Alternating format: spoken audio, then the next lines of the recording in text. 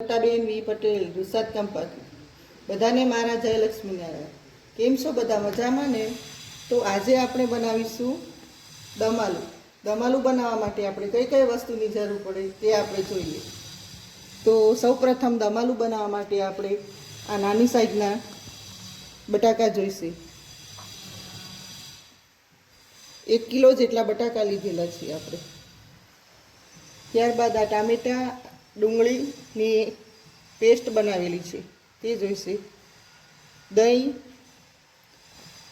લસણ મરચાંની પેસ્ટ, તલ અને મગફળીનો ભૂકો, મીઠું, કસૂરી મેથી, ધાણા જીરું, 1 ચમચી હળદર, 1 ચમચી હિંગ અને દમાલુને બેલેન્સ કરવા માટે ખાટો મીઠો ટેસ્ટ લેવા માટે આપણે ખાંડનો ઉપયોગ કરીશું.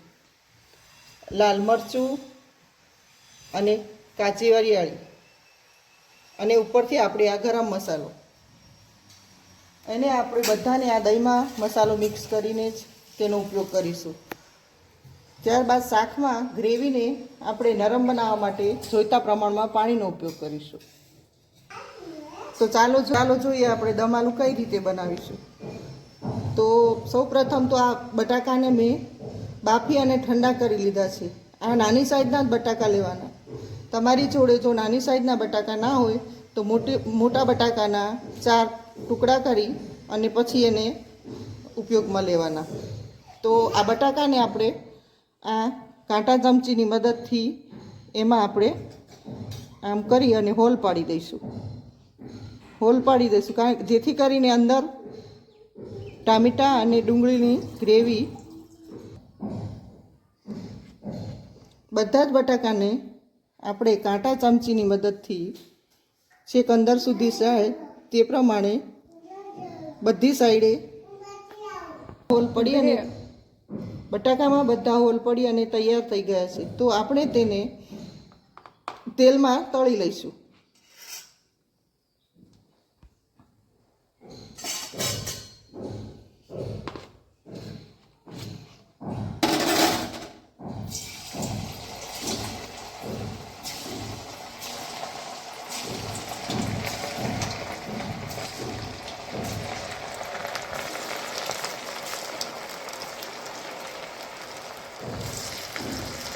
આને તેલમાં તળી પણ શકાય અને તેલમાં સાંતળી લો તો પણ ચાલે.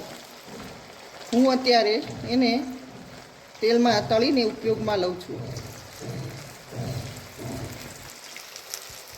બધી તૈયારી મેં પહેલેથી જ કરી દીધી હતી અને તેલને પણ મેં પહેલેથી જ ગરમ કરવા મૂકી દીધું હતું.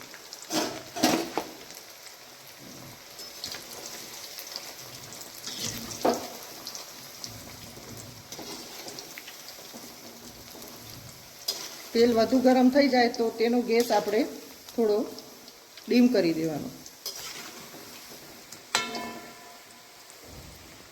ચાલો આપણે હવે ગ્રેવીની તૈયારી કરી લઈએ. તો સૌપ્રથમ આપણે ગેસને ઓન કરીશું. ત્યારબાદ તેમાં આપણે 2 ચમચા જેટલું તેલ ઉમેરીશું.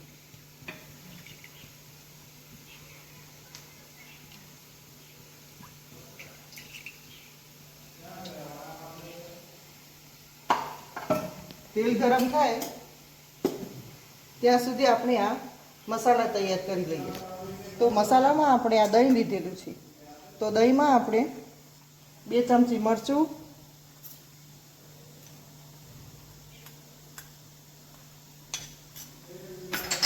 2 ચમચી ધાણા જીરું,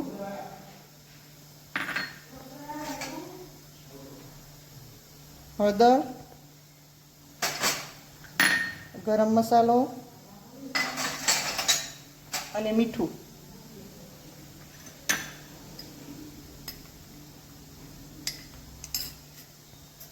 આ બધું આપણે મિક્સ કરી લઈએ.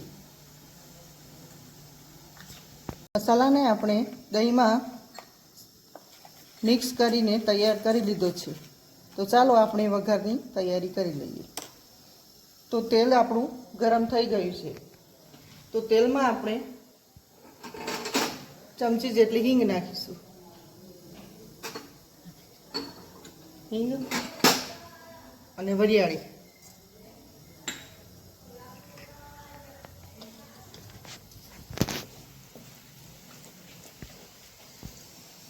આમાં રાઈ અને જીરુંનો વઘાર આવતો નથી. એમાં હિંગ, કાચી વરિયાળી, લસણ, મરચાં અને આદુની પેસ્ટ,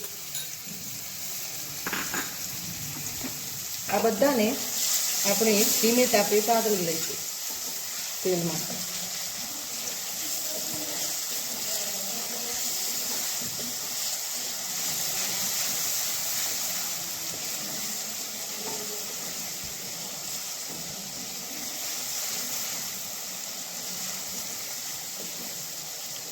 આમાં લસણની કળી અમુક આખી પણ કચરા વાટી એટલે આખી રે એ પ્રમાણમાં જ આપણે ગ્રેવી બનાવવાની, લસણ મરચાંની પેસ્ટ બનાવવાની. ત્યારબાદ તેમાં આપણે ડુંગળી અને ટામેટાની ગ્રેવી બનાવી હતી તે આપણે ઉમેરી દઈશું.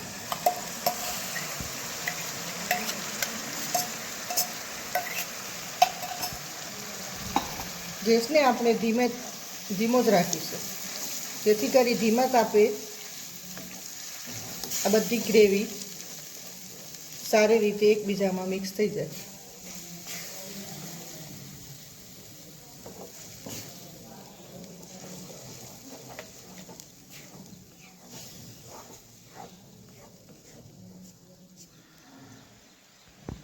દહીંમાં જે મસાલો આપણે મિક્સ કર્યો હતો તે અત્યારે આપણે આમાં એડ કરી દઈએ. લીલા મરચાં નાખ્યા હતા એટલે આપણે લાલ મરચાંનું પ્રમાણ આમાં ઓછું રાખ્યું છે.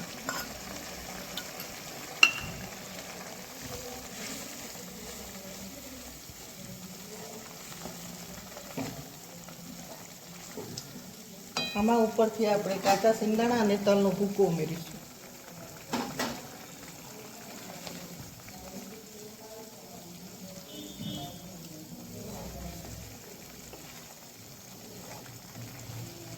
ગ્રેવી થોડી પાકી જાય ત્યારબાદ જ આપણે કસૂરી મેથી ઉમેરવાની.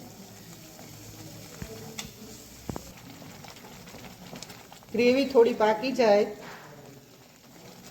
એટલે આપણે આમાં ગેસને ધીમો કરી અને કસૂરી મેથી 2 થી 3 ચમચી જેટલી હાથ વડે મસળીને નાખવાની.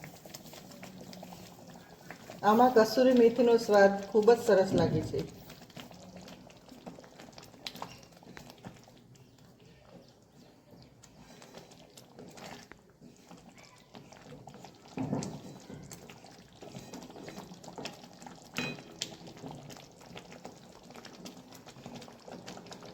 ત્યારબાદ તેમાં આપણે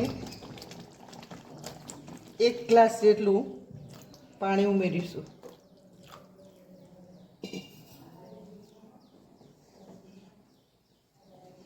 પાણી તમારા સ્વાદ જરૂરિયાત મુજબ ઉમેરવાનું.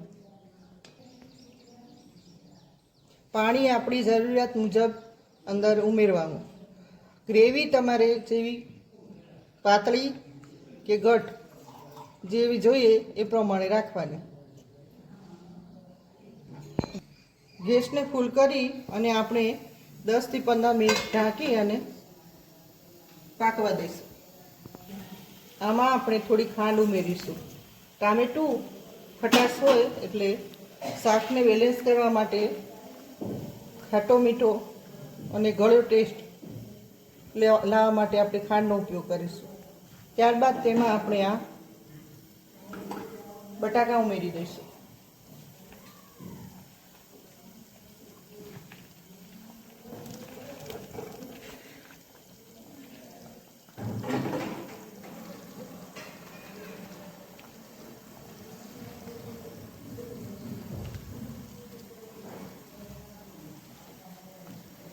બટાકા ઉમેરી અને આપણે ધીમા ગેસે 10 મિનિટ સુધી ચડવા દઈશું.